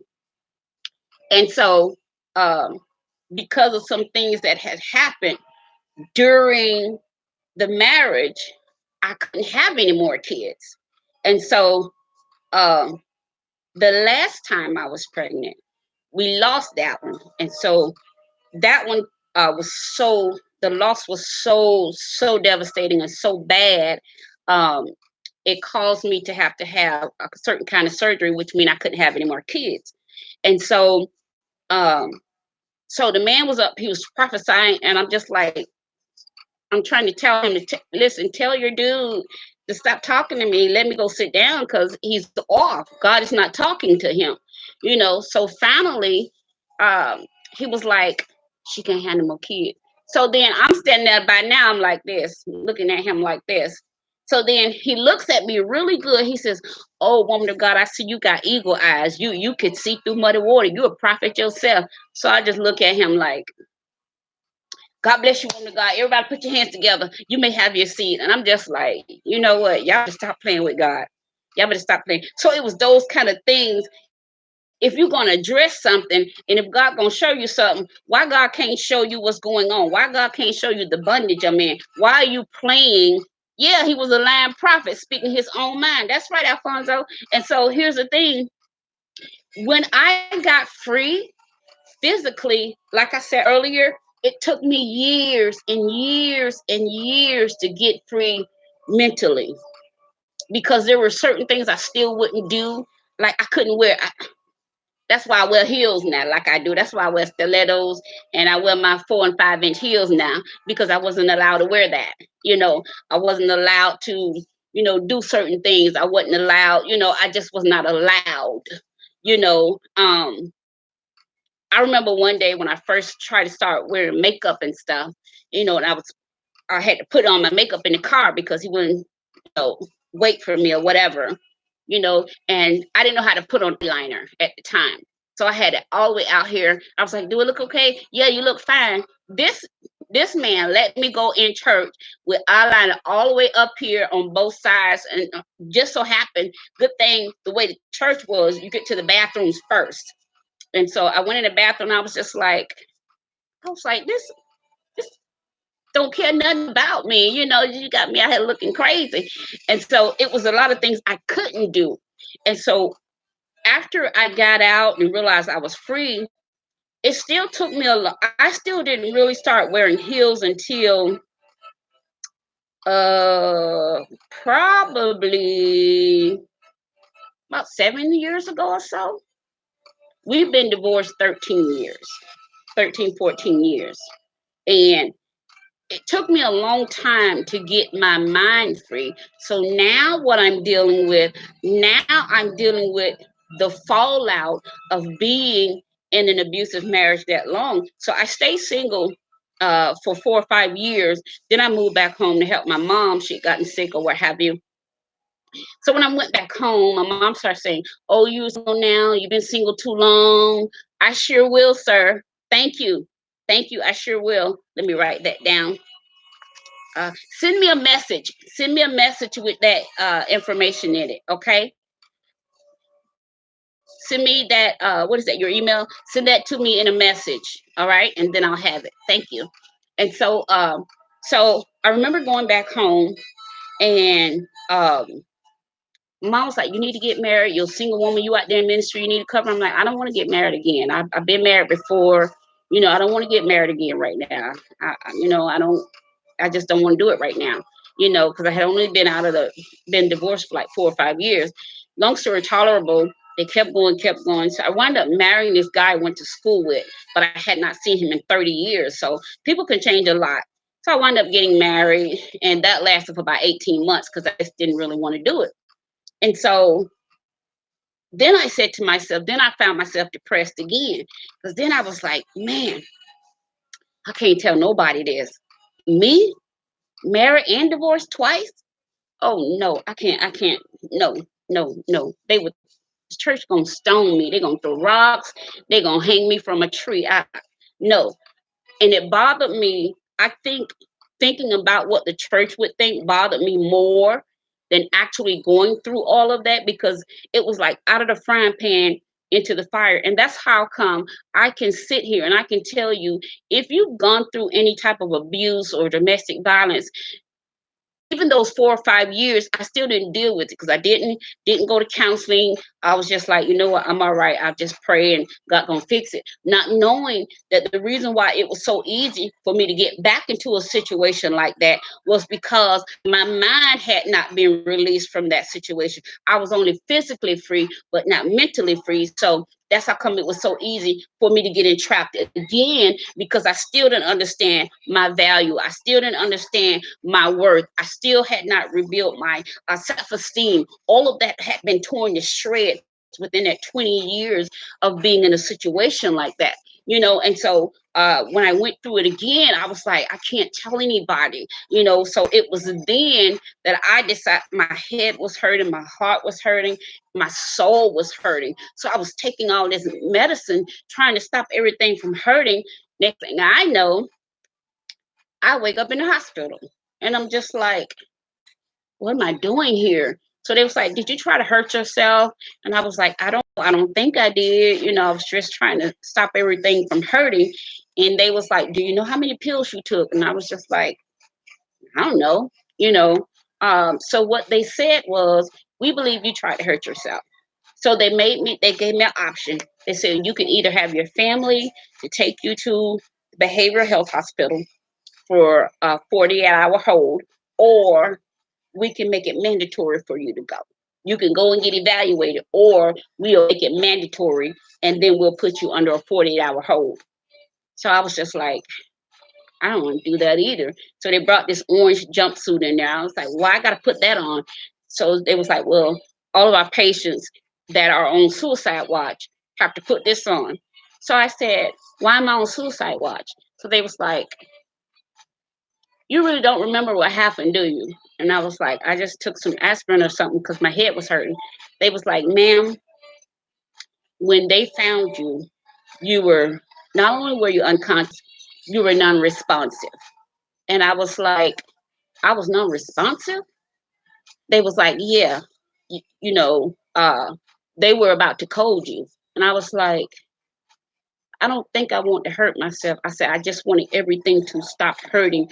I wanted to escape the shame of being married and divorced twice. I wanted to escape the public humiliation, the public, because I already knew when I went through the first divorce how the church responded. The church was like, oh, what you gonna do now? I had bishops asking me, so what you gonna do now? One bishop said, I'm about to go to Mexico. I got a friend that, that you can hang out with. I'm just like, excuse me? And then I was at this prayer, whatever it was, one time, and I had no idea these two apostles was in there, and they had found out that I was divorced. They was in there planning, well, who gonna get me first? Both are married now. Just so happened somebody came by. One of my armor bearers had walked by and heard them talking about it.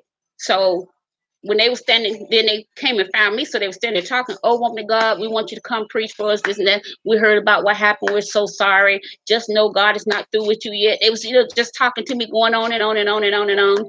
So she came out, she said, excuse me, we have an emergency to tend to. So I'm looking at her like, she's never that rude. Like, what is she doing? She was like, we have an emergency. And I said, what is it? She says, Pastor, we have an emergency we need to go take care of. So she was like, excuse us, apostles, we have an emergency. So we get in the car. She was like, Pastor, she said, when I came out the bathroom, those two was sitting out there talking about which one of them was going to try to get you first now that you're divorced. And I was like, what? Oh my God. So to have to, deal with all of that in my mind, I just kind of wanted to go away. So by the time I got back home to Orlando, got married again, went through all of that again, I just didn't want anybody to know. I didn't want to be bothered with. I didn't want everybody after me. I didn't want to answer a bunch of questions. I just didn't want to go through all of that. I didn't want the church just, like I said, some of the bishops was like, oh, you a prophet. God didn't show you what was going to happen. People, they were being very, I don't even know a good word for it.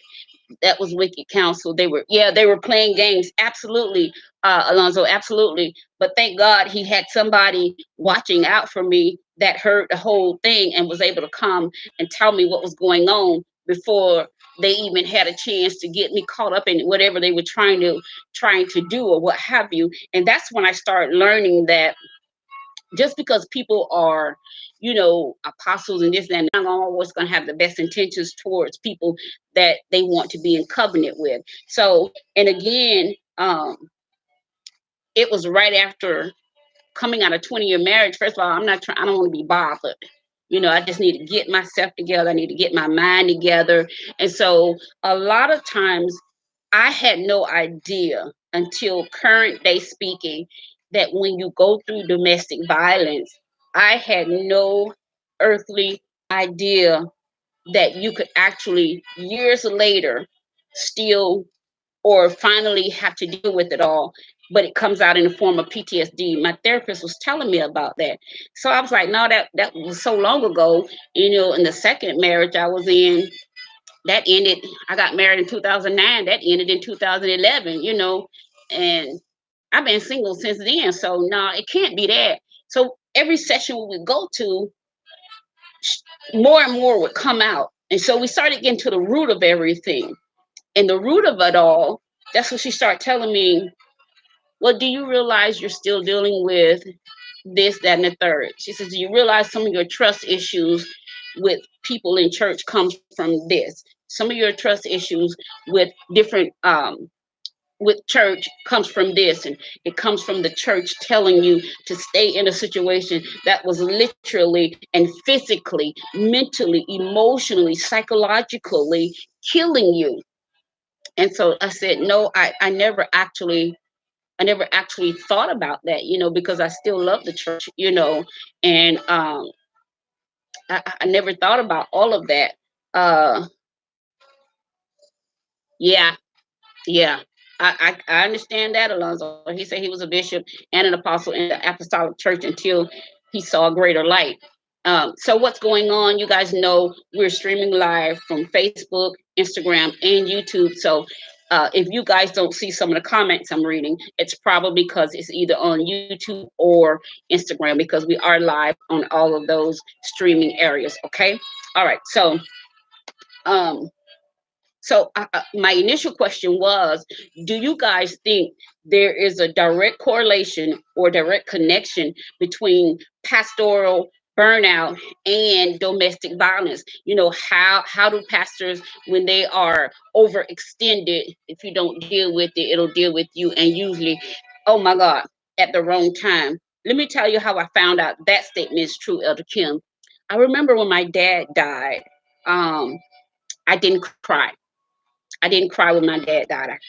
I would try to cry, but I couldn't cry. And when he died, they said I was holding on to the side of his bed so tight they had to literally pry my hands off of his bed railing in the hospital. And so I didn't cry at the funeral. Um, I didn't cry at the wake. I didn't cry for 3 months. I didn't cry because in my mind, you know, he was just asleep. I couldn't wrap, being a prophet. When I was in the hospital, I started saying, okay, so the prophets of old, they were able to lay on people and they would come back to life. So I'm sitting over in the corner looking at my dad just dying. He had a massive heart attack at home. So, and I'm sitting there looking at him in the corner, and I'm praying to the Lord. I'm asking God, why won't you allow this to happen the same way you allowed it to happen in the days of old? I have the faith. I'm believing in you. My life is clean. Why won't you allow me this one thing to just touch my dad, or and he come back? Wasn't in the will of God. And so for 3 months, I didn't cry. So what happened was, to Elder Kim's point, that if you don't deal with certain things, it'll deal with you at the wrong time. I remember taking a shower one day, and it was 3 months after my dad had died. And I remember taking a shower, and all of a sudden it hit me that he was actually gone. And I got stuck in the shower. I don't even know how long I had been there. What I do remember, I remember my husband coming in, having to take me out the shower because I couldn't get out. I remember being balled up in a fetal position on the floor in the shower. My heart was just pounding.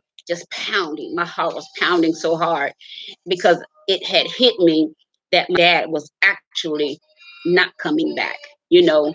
Um, and it hit me that, that was it, and like I said, I didn't cry for 3 months, but when it hits, it will hit you at the most inopportune time. You got to find a way to deal with it. I remember when I was married, I first started asking him, can I please go to therapy because um, I need help. He was like, no, people gonna say my wife crazy. We pastors, and if the church finds out, people gonna be asking if I did anything to you, and you're not gonna have me out there looking bad. And I kept saying, but I feel like I'm dying inside. Please, can you please get me some help?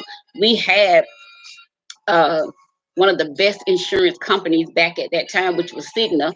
We paid $20 to go to the doctor. I don't care if you had to get your eye removed and put back in. You still was gonna pay $20 when you went to the doctor. We had really good insurance because he was a government worker, and so um, I would say, can I please go to counseling? No, you're not going to counseling. No, I'm not paying for that. No, I'm not paying for that because people gonna be, if somebody find out, they're gonna be talking. They're gonna be asking me if you crazy. You know how you already act. You already act like you on this emotional roller coaster. And I always thought to say, well, I can get off if you stop putting a quarter in it. I would think that in my mind, but I was not strong enough to voice a lot of stuff that was coming to my mind at that time. And so finally, um, I think it was um I think it was the first time I tried to commit suicide. He finally let me go to counseling. And one of the things the counselor told me, he said, well, I need to talk to your husband. I was like, why you need to talk to him? He says, I just want to know what's really going on at home, because it was like, you won't open up, you won't talk, you seem like you're afraid to talk, this and the third. So the next session he went with me. Why do people sacrifice the other's wholeness to save their image? You know, that's a typical, unfortunately, we see it more than we should, and we see it more in the church. It's we got to do something. Something has got to be done. And again, this is not an indictment against the church, but we have to reform. What about your mental health? That was very, yes. Alonzo said that was very prideful of him. He didn't care about that. He just wanted to make sure I didn't tell anybody about what was going on at home. That was his main thing, not to let me get to anybody that I could tell um, about what was going on at home. He didn't care about no mental state, physical state, none of that. He cared about an image, like Elder Kim said. There was an image to protect. You know, um, we had when we would have quarterly meetings, and we had he would be the one they would put up there to impress all the other churches. Um, and so to come forward and say, hey, you know, this is what's going on at home, I always felt like they wouldn't believe me because of how he could get the crowd going, how he could slide across the floor and shout and all of that, you know. Um, um, so for that, he just wanted to make sure he didn't provide an avenue for me to be honest about what was going on. So we went to therapy together. He finally agreed. And so therapist said, can I talk to your husband? So I come out, I was like, therapist want to talk to you. He stayed in there about 10, 15 minutes or so. So he comes back out. He said, oh, I'm done with that. And he was like, I don't know what he want to talk to me for. You the one with the problem. So he said, you going back in there and finish so we can go home. So I go back in there, finish my session. So the therapist said, can I just say something to you? And he said, This goes against all of my training.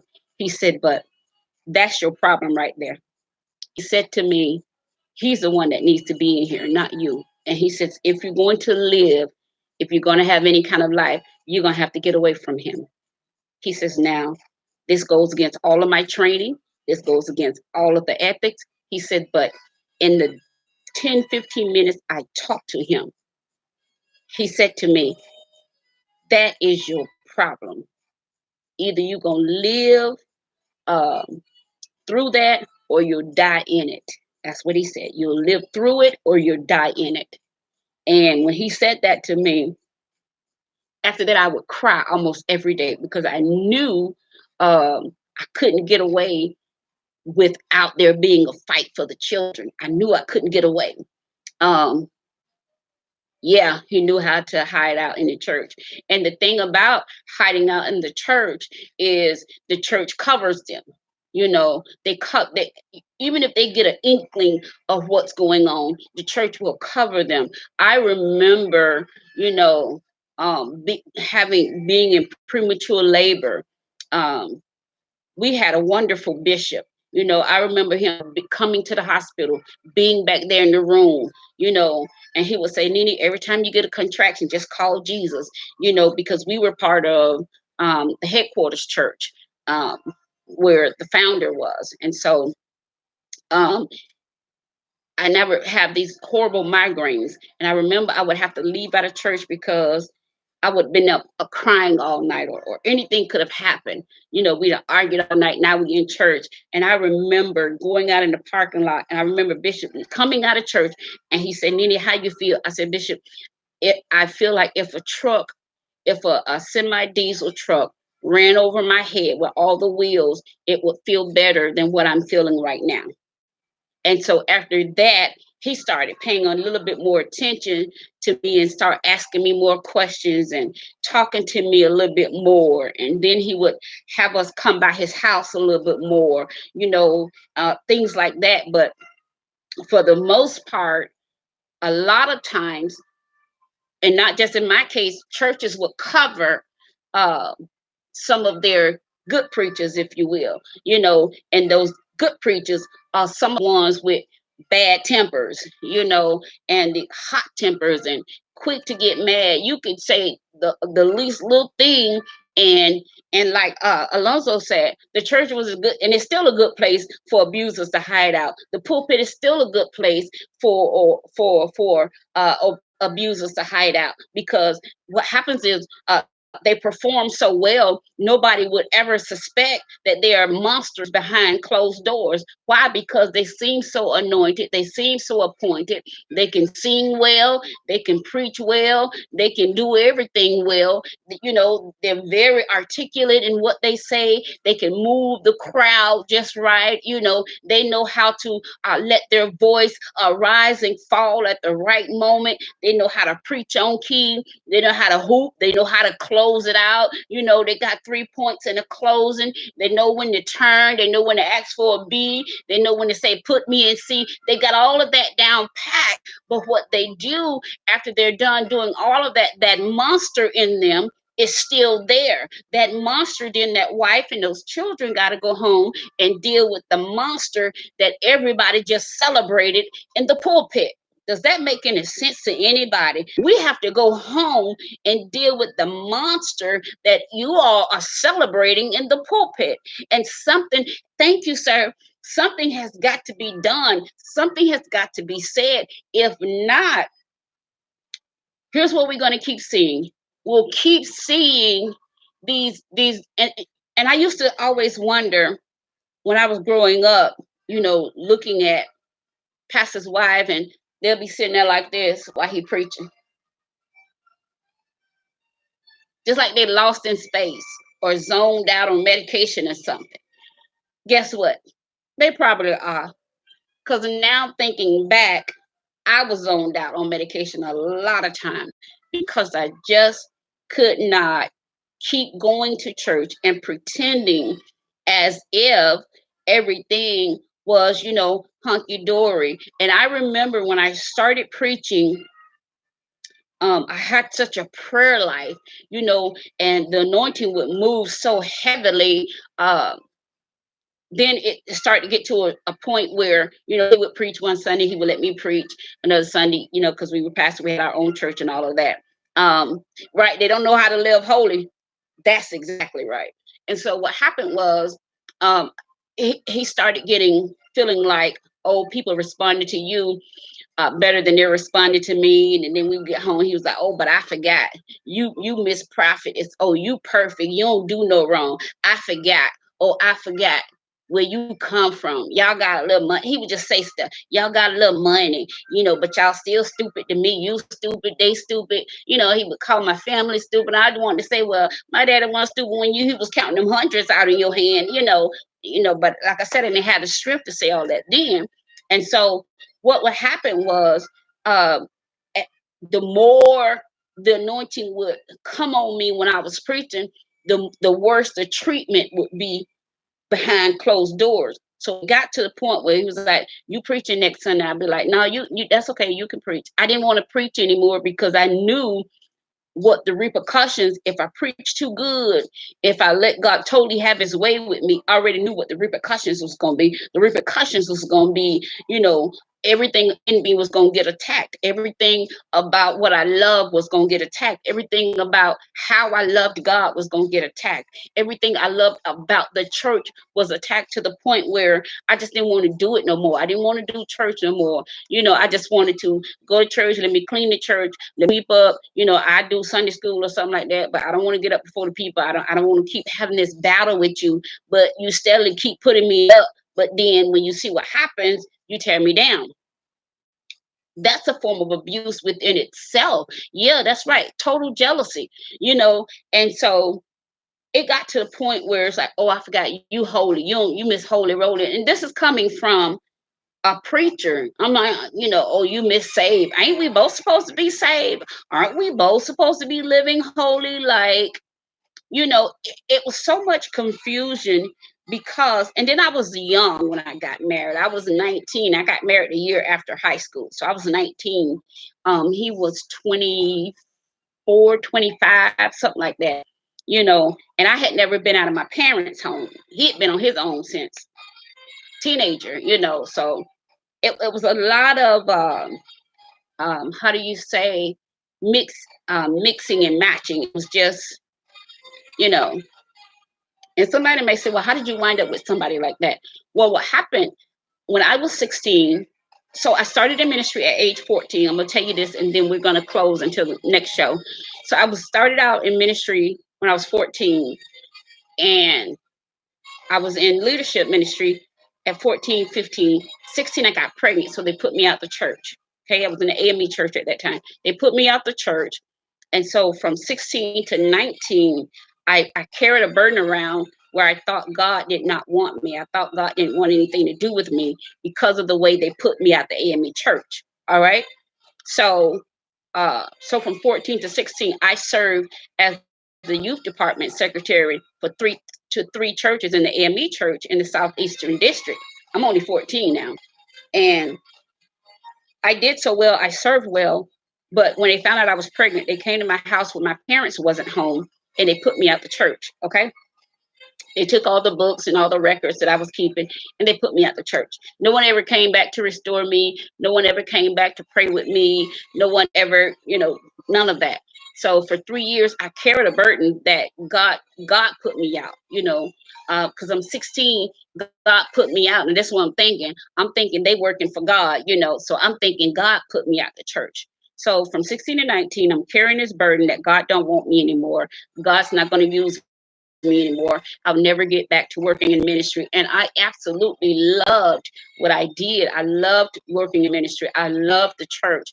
And so here I am. I'm this teenager. I got a baby. And then y'all put me out the church.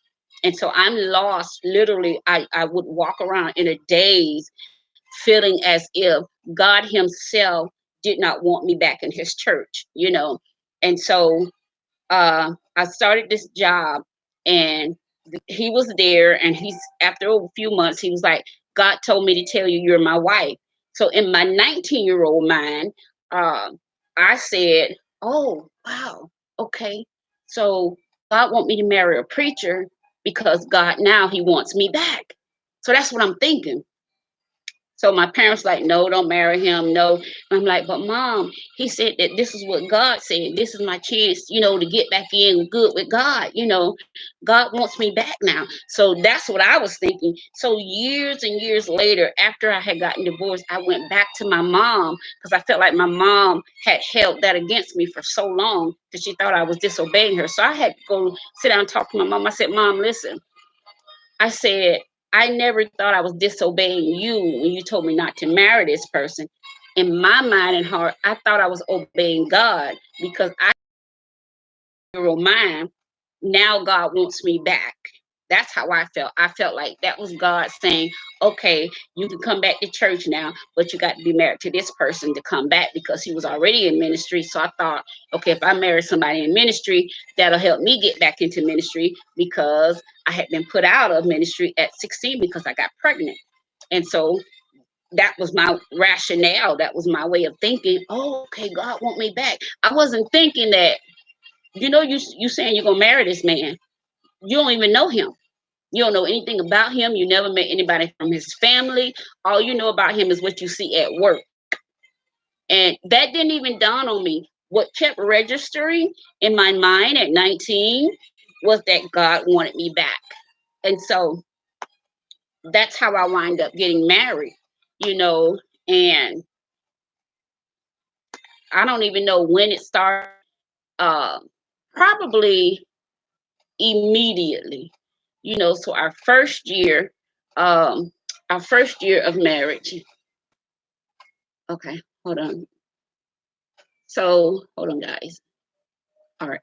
So, our first year of marriage, I wound up getting pregnant with my middle daughter. And then the next year, I had my son.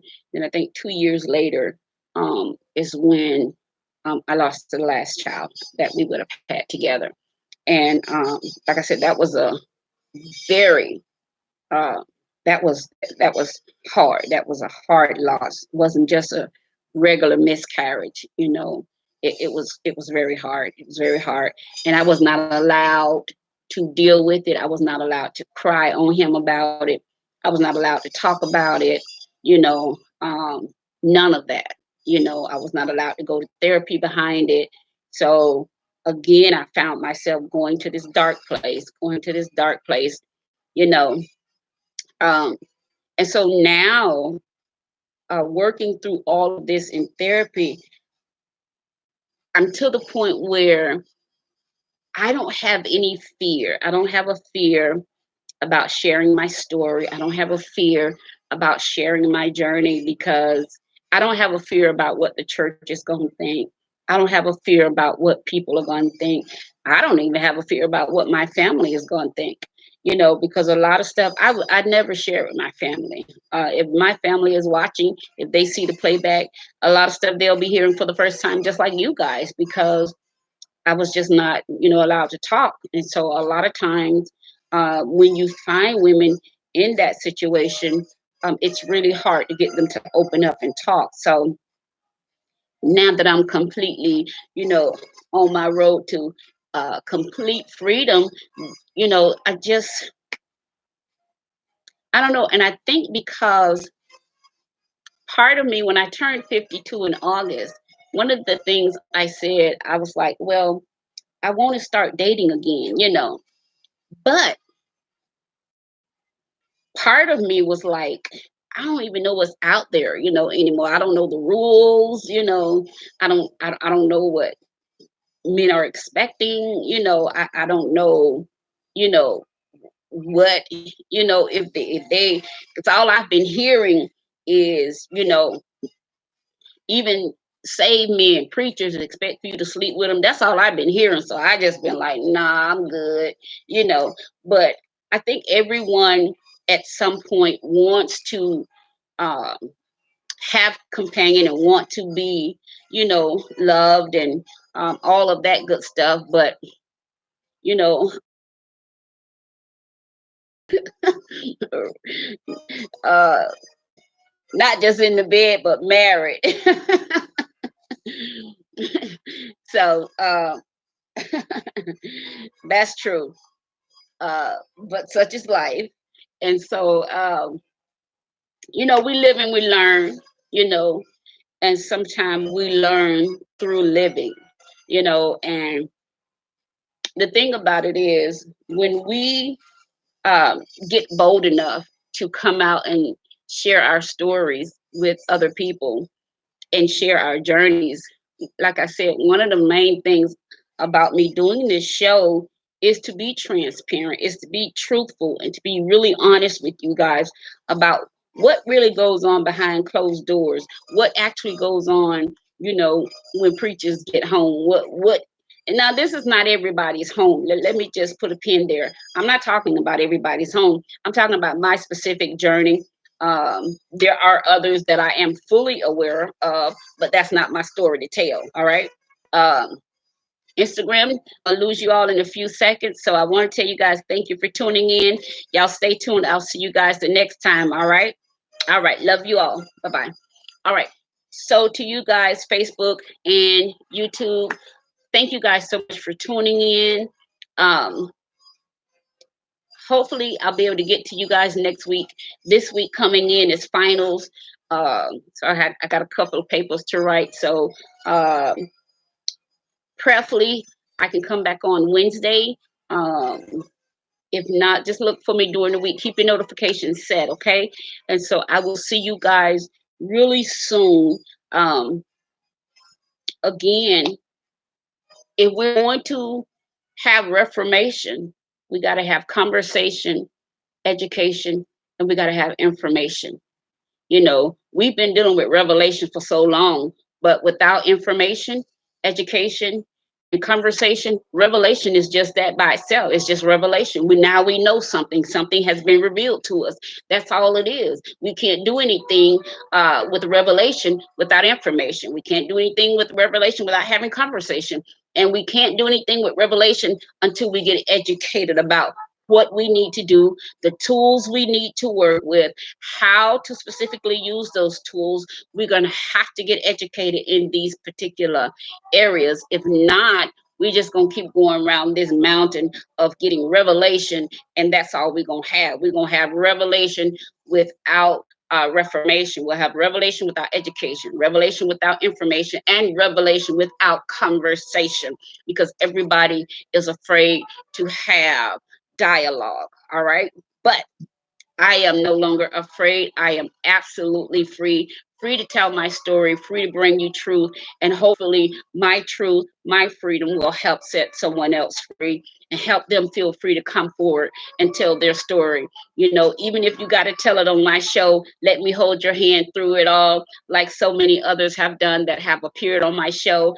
I don't take it lightly, don't take it for granted. Thank you all that have appeared on my show for trusting me and for trusting this platform to come on and share your story. I am more than grateful to you all. Currently, again, our show has reached 6,052 people as of October 1st. We've watched. I can't even tell you how many people have reviewed our videos. One of our latest counts was up to 1,300 for one video. So you guys, please share the video. And encourage others to do so as well. I want to just tell you good night.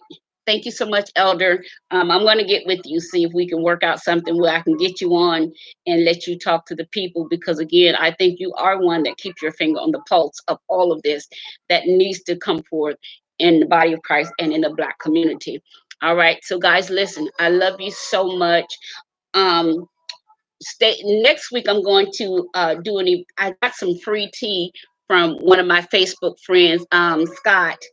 He sent me some free samples of some tea, and I have been taking the tea, and I'm going to post some pictures on my page um, to show you guys the results that I got from drinking his tea. And then the next show, I'm going to really get into we can talk to you about it. I'll post this information with the pictures that I'm going to post. Now, listen, the pictures, I don't have on no makeup, no lipstick. I was just waking up, so don't judge me, okay? So, but I did take some pictures so you guys can see uh, and like I think I've been drinking it now for like a week or maybe 4 or 5 days or so. And this is the I think it's pronounced ISO. Um, this is the tea that I've been drinking, and it is working. I'll post the pictures after I get off this particular show. Again, this is Benita, and you've been watching What's on Your Mind. Remember, if you have a story you'd like to share with us, inbox me, email me, go to my ministry page. All of my information is there. Or you can go to our website at benitabradleyministries.org. There's a contact sheet there. There's also a web store there where you can order all of our books and some more goodies to fill your basket with. Also, don't forget to go to Amazon.com where you can find all of my books. Type in Pastor Benita Bradley. All of my books will pop up and you can order from there. If you have Prime account, you get it 1 day free shipping with your Prime account. But do go and order. All right. Thank you guys so much, and I'll see you next time. Bye bye.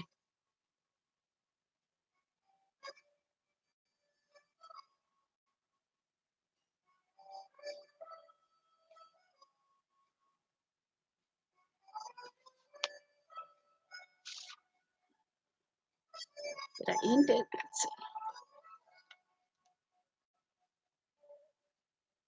Let's see.